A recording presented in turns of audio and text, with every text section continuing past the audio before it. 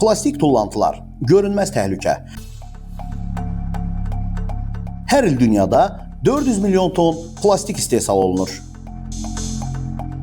Onun cəmi 9%-i təkrar emala gedir, qalanı isə dənizlərə, torpağa və hava çirkinliyinə çevrilir. Hər il 1 milyondan çox dəniz heyvanı plastik səbəbindən həyatını itirir.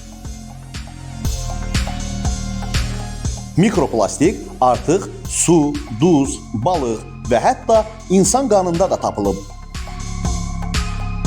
Azərbaycanda bir insan ildə orta hesabla 20 kiloqram plastik tullantı yaradır.